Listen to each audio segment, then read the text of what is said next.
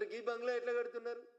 కొత్త బంగ్లాలు ఎట్లా వస్తున్నాయి? మూసీ పరివాహక ప్రాంతంలో, ఎఫ్టీఎల్లో, బఫర్ జోన్లో పోలీసు వాళ్ళు కేసు నమోదు చేసి ఛార్జ్షీట్ కూడా వేసిర్రు. దీని అద్దులు తొలగించబడ్డాయి అని వేసిర్రు వాళ్ళు ఛార్జ్షీట్లో. మీకు కావాలంటే 13th municipal magistrate court Rajendra Nagar అత్తాపూర్లో ఉన్న కోర్టులో కాగితాలకి నేను అప్లై చేసుకున్నాను. సర్టిఫైడ్ కాపీస్ వస్తే రేపు మాపు మీరు ఇక్కడికి వస్తే, నార్సింగ్కి వస్తే మీకు అక్కడనే కోర్టులోంచి తీసుకొని ఇస్తాం. ఈ బహిరంగ లేఖ రాష్ట్ర ముఖ్యమంత్రి యనమల రేవంత్ రెడ్డి గారికి నేను ఈ సందర్భంగా రాస్తూ 10 రోజులైన జరిగినటువంటి వర్ష బీభత్సాన్ని, నీటి ప్రవాహాన్ని చూపించి, సార్ గరీబోళ్ళు ఇల్లు గులగొట్టుడు, ఇవి ప్రవాహానికి అడ్డంగా ఉన్నాయని చేసేటువంటి కార్యక్రమాన్ని మానుకొని మీకు నిజంగా చిత్తశుద్ధి ఉంటే ఈ కొత్తగా నిర్మిస్తున్నటువంటి మూసీ పరివాహక ప్రాంతంలో 12 గేట్లను ఎత్తితేనే 4 ఫీట్లు ఎత్తితేనే గిన్నె నీళ్లు కనబడుతుంటే మీరు ఏం ఆలోచిస్తా ఉన్నారు? శ్రీ ఆదిత్య వింటేజ్ ప్రాజెక్టుకి అనుమతులు ఎట్లొచ్చినాయి? దీని అనుమతుల్ని ఇచ్చిన అధికారులు ఎవరు? మీరు ముఖ్యమంత్రి అయిన తర్వాత మీరు ఇది ఆపితే దీన్ని మళ్ళీ కన్స్ట్రక్షన్ ప్రారంభించేందుకు పనిచేసినటువంటి మంత్రులు ఎవరో దయచేసి మీరు బయటపెట్టి ఈ పనిని ఆపుతారా, లేదా మమ్మల్ని న్యాయస్థానాలను ఆశ్రయించి దీని మీద తగు చర్య తీసుకోమంటారా చెప్పాలి. ఈ లెటర్ని కాపీ టు హైడ్రా కూడా మార్క్ చేసినాం, కమిషనర్ హైడ్రా కూడా. రంగనాథ్ గారు మీరు మాకు నోటీస్ ఇవ్వండి, ఎప్పుడు రమ్మంటారో చెప్తే నేను వస్తాను. దీనికి బఫర్ జోన్ ఫిక్స్ చేసింది ఎవరు? దీని సర్వే నెంబర్ హద్దుబందుల్ని రద్దు చేసింది ఎవరు? హెచ్ఎండిఏ అధికారి కంప్లైంట్ ఇస్తే ఎఫ్ఐఆర్ అయింది 1006/23. హెచ్ఎండిఏ అధికారులే పర్మిషన్ మళ్ళీ ఎట్లు ఇచ్చిర్రు? హెచ్ఎండిఏ వాళ్ళే పోలీస్ కేసు పెడతారు. ఈ ప్రాజెక్టుకి కంపెనీకి ఎవరైతే ఓనర్ ఉంటో ఆయన మీదనే ఎఫ్ఐఆర్ రిజిస్టర్ అవుతుంది, ఆయన మీదనే పోలీసు వాళ్ళు ఛార్జ్షీట్ ఫైల్ చేస్తారు. ఇంత జరిగిన తర్వాత మళ్ళీ మీరు ఈ అనుమతుల్ని కొనసాగిస్తున్నారంటే దీని వెనకాల ఉన్న మీ మంత్రులు ఎవరు, మీ ఎమ్మెల్యేలు ఎవరు, లేదా మీ ముఖ్యమంత్రి పేషీ నుంచి ఏమైనా ఆదేశాలు పోయినాయా, లేదా పిసిసి అధ్యక్షుని ఆదేశాల మేరకు కన్స్ట్రక్షన్ జరుగుతుందా? దీని మీద పూర్తి స్థాయిలో విచారణ జరిపించాలని ఈ రాష్ట్ర ముఖ్యమంత్రి రేవంత్ రెడ్డి గారికి చాలా స్పష్టంగా నేను ఈ సందర్భంగా ఒక బహిరంగ లేఖను రాస్తా ఉన్నాను. దీనికి సంబంధించినటువంటి అనుమతులని వెంటనే రద్దు చేయాలి.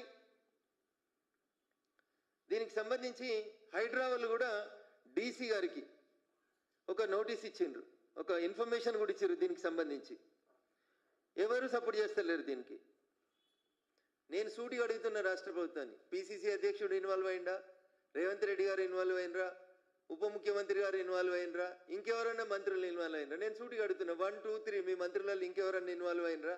అసలు ఎవరు ఇన్వాల్వ్ కాకపోతే ఒక పక్క 20 ఏళ్ల కింద కట్టిన ఇండ్లని గులగొడుతున్న హైడ్రా, ఇండ్లను గులగొడుతున్న ఈ రాష్ట్ర ప్రభుత్వం ఇంత మంచిగా నీళ్ల మధ్యలో కనబడుతుంటే దీన్ని కూలగొట్టడానికి మీకు ఇబ్బందులేంది? దీని అనుమతులను ఎందుకు రద్దు చేయరు? దీని బౌండరీస్ ఫిక్స్ చేసినటువంటి ఏడీ సర్వే, దీని బౌండరీస్ ఫిక్స్ చేసిన తహసీల్దార్ని మీరు ఎందుకు ప్రాసిక్యూట్ చేయరు? ఆ ఛార్జ్షీట్లో పోలీసు వాళ్ళు కేవలం కంపెనీ యజమాని, కంపెనీ సిబ్బంది మీద మాత్రమే కేసు చేశారు. ఏ స్టిచ్ ఇన్ టైం సేవ్స్ 9 అని చెప్తారు. ఒక కుట్టేయాల్సిన చోట మీరు మళ్ళీ దీన్ని కొట్టేయాల్సిన పరిస్థితి వస్తుంది. అందుకనే ఇప్పుడే కుట్టేస్తారా, కొట్టేస్తారా, హెచ్ఎండిఏ కమిషనర్ ఇచ్చిన అనుమతుల మీద మీరు ఒకసారి యాక్షన్ తీసుకుంటారా, ఏం చేస్తారనేది నేను రాష్ట్ర ప్రభుత్వాన్ని సూటిగా అడుగుతున్నా. ఇవి చేయకుండా మేము మూసీ సుందరీకరణ చేస్తాం, మూసీకి 1,00,000 కోట్లు పెడతాం, గుజరాత్లో సబర్మతి చేయలేదా, తెలంగాణలో చేస్తే బీజేపీ వాళ్ళు ఎందుకో అడ్డం వస్తున్నారు, ఇట్లాంటి మాటలు మాట్లాడేటువంటి కాంగ్రెస్ పెద్దల్లారా, గద్దల్లారా, ఏ గద్ద వాలింది బంగ్లా మీద అనేది చెప్పుండ్రి. ఎన్ని సూట్ కేసులు ఎత్తుకపోయిందా గద్ద అనేది ఒకసారి ఎంక్వైరీ చేయండి. మీరే అధికారంలో ఉన్నారు కదా. అందుకని దయచేసి ఈ అక్రమ నిర్మాణాన్ని, అగైన్ ఐఎమ్ కోటింగ్, ఈ అక్రమ నిర్మాణాన్ని, అక్రమం అని ఎందుకంటున్నా అంటే పోలీస్ ఛార్జ్షీట్లో రాసిండ్రు, ఎఫ్టీఎల్లు, బఫర్ జోన్లు, రెవెన్యూ సరిహద్దులు అన్నీ తొలగించబడ్డాయని, ఒక సర్వీస్ రోడ్ క్లోజ్ చేయబడిందని. అరే రింగ్ రోడ్ని ఎందుకు ఎక్స్పాన్షన్ చేస్తారు? సర్వీస్ రోడ్లు ఎందుకు వేస్తారు? నార్సింగ్ దగ్గర కొత్త టోల్ గేట్ ఎందుకు పెట్టినాం? నార్సింగ్ దగ్గర రింగ్ రోడ్ దిగేందుకు ఎందుకు అవకాశం ఇచ్చినాం మనం? నియో పోలీస్ దగ్గర కొత్త టోల్ గేట్ ఎందుకు పెట్టినాం? అంటే ఈ ఏరియా అంతా అభివృద్ధి అవుతుంది, ఈ ప్రాంతంలో కొత్త సాఫ్ట్వేర్ కంపెనీస్ వస్తాయి, అక్కడ ఉండేటువంటి నివాసాలలో ఉంటున్నటువంటి సాఫ్ట్వేర్ ఎంప్లాయీస్ కష్టం కావద్దని. మరి దీనికి 3 దిక్కులనే రోడ్ ఎందుకు ఉంది? 4వ దిక్కు ఎందుకు మూసినరు? రోడ్డు మూస్తారా? ఎక్కడైనా సర్వీస్ రోడ్ క్లోజ్ చేస్తారా? సర్వీస్ రోడ్ క్లోజ్ చేసి బరి తెగించి భాగ్యనగరం లోపల ఇట్లా కడుతుంటే మరి మీ అధికారులు ఏం చేస్తారు, మీరేం చేస్తారు?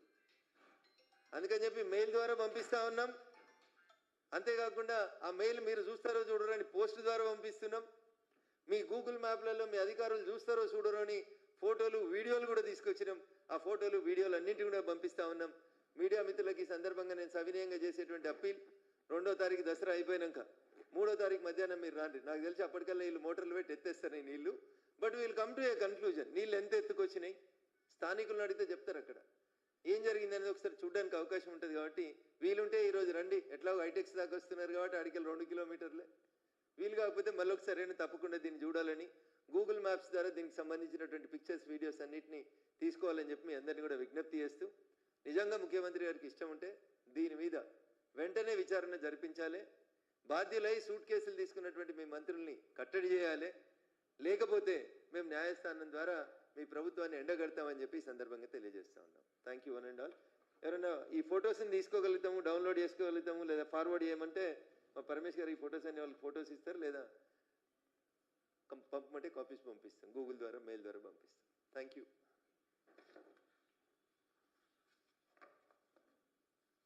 లెటర్ కూడా ఒకటి స్కాన్ చేసి వాళ్ళకి పంపి.